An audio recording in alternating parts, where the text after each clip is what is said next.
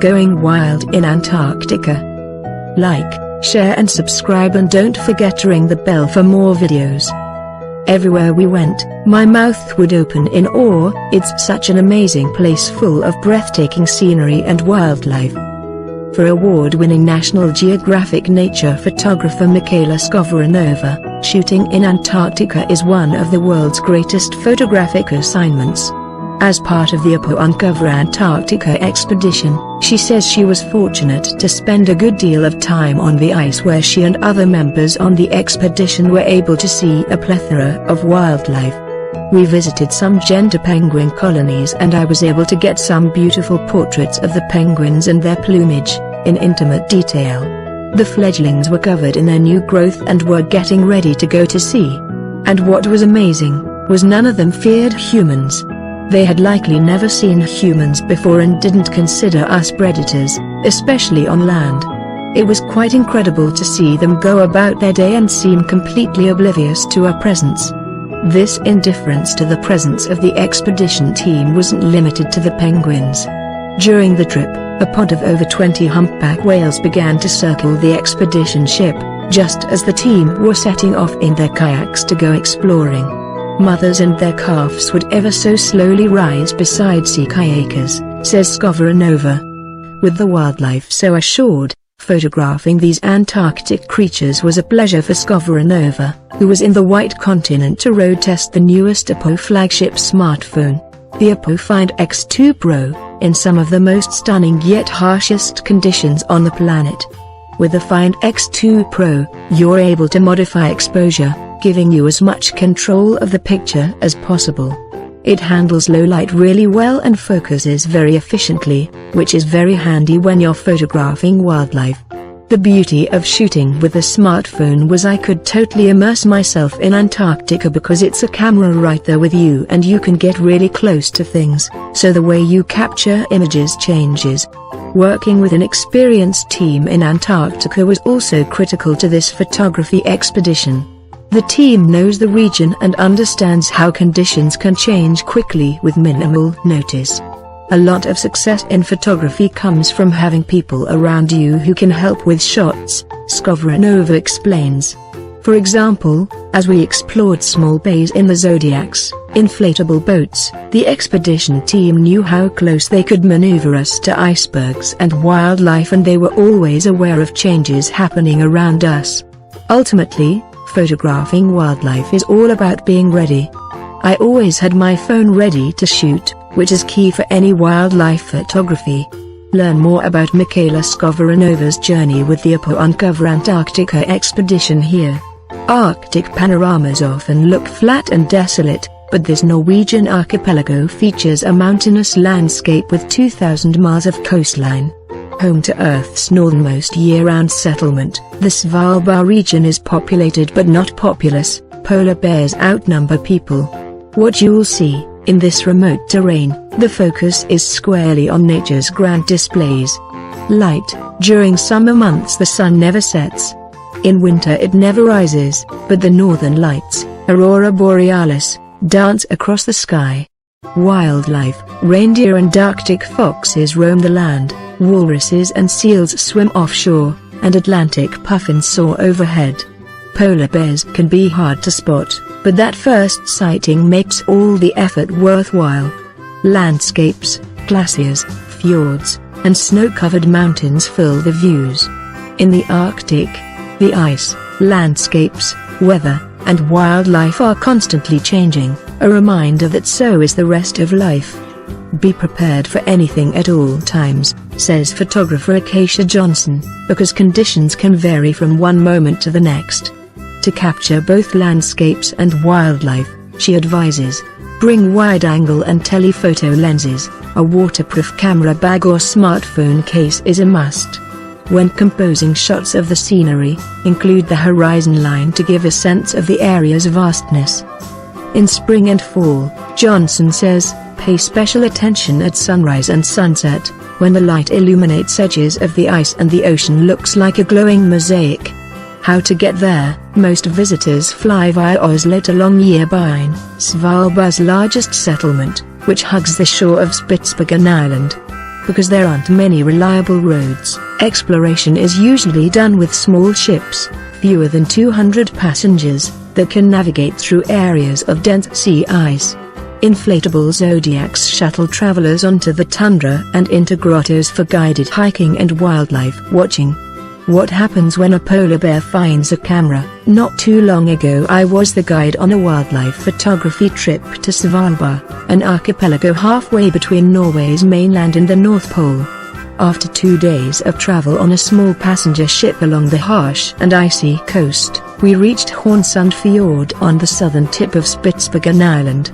Wildlife is abundant in this remote and fragile area, and we were looking for seals and polar bears.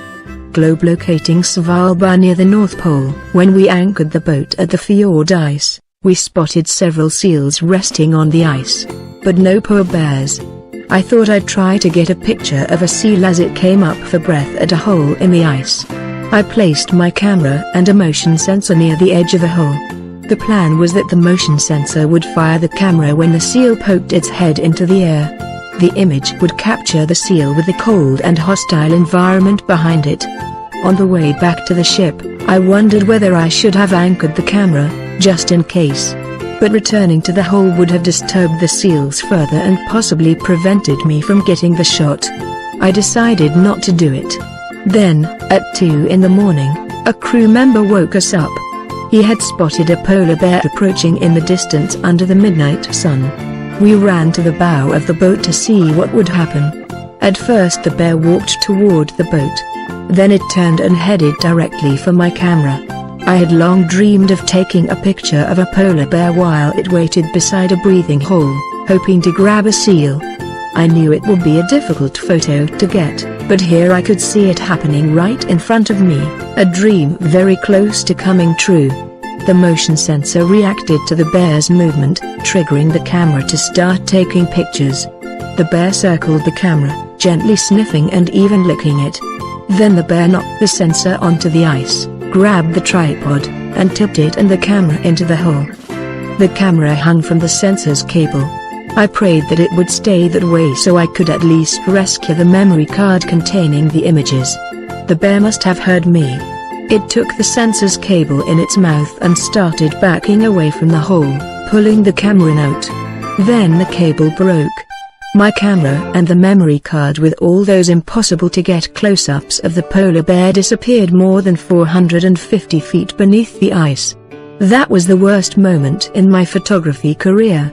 I did not sleep well for a long time afterward. I was so angry with myself. I couldn't let it go. I started playing with the crazy idea of rescuing the camera. I tried to find someone who would help me find it, but my colleagues in polar research told me that the camera had most likely sunk into the soft mud commonly found in front of glaciers. I almost gave up. A year later I was asked to join a similar trip to the same spot on the same boat. I obtained permission to bring a remotely operated vehicle, ROV, and a colleague to pilot it. We would try to find the camera. If we didn't succeed, I would know I had at least tried. Maybe I would then be able to stop thinking about that camera. I hate to give up. When we arrived back at Hornsund Fjord, we were given only 4 hours for the operation due to the paying customers on board. There was a lot more fjord ice in front of the glacier than there had been on the previous trip, and we wondered whether it would be safe to walk so far from the boat. As I knew well, polar bears could be nearby. We decided to risk it. The ice was so thin that it bent beneath us. We almost turned back several times, but then we managed to find a safe route to where my camera had disappeared 1 year earlier. Now we just had to find it. We ran into technical difficulties almost immediately and had to pull the ROV out of the water twice. The water was murky, so we couldn't see to steer the ROV, and the tidal current was causing it to drift from the site. Our only chance of finding the camera was by landing the ROV on top of it, which seemed like a long shot.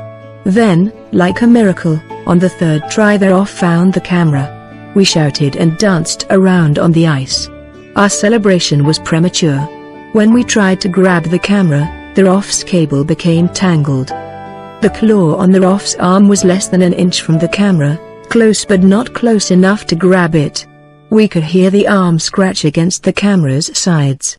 Then we lost control of the ROF. The pilot was sure it was broken. I was even more frustrated than I had been the year before. I wondered if it would have been better if we had never found the camera at all. We retrieved the ROF and saw that the propellers were jammed with seaweed. We had just enough time for one more try. Amazingly, we managed to place the ROF on the camera a second time. This time the claw clamped securely onto the tripod. We got the camera up on the ice, and I screamed as loudly as I could. The camera was corroded, but I managed to get the memory card out. I immediately put it into distilled fresh water to prevent further corrosion. I kept it there until I returned to the mainland. Then I contacted a company that retrieves lost electronic data in crime cases. They managed to retrieve all 149 of my photos. It was amazing to see them. I saw the polar bear breathing. I saw it licking the lens until the lens became blurry. I saw it prod the lens with its massive, furry white paw. And, at the end, I saw the looming edge of the breathing hole. Retrieving that camera is by far the most satisfying accomplishment of my photography career. I have never experienced such a massive burst of adrenaline as I did when we pulled that camera out of the water and onto the ice.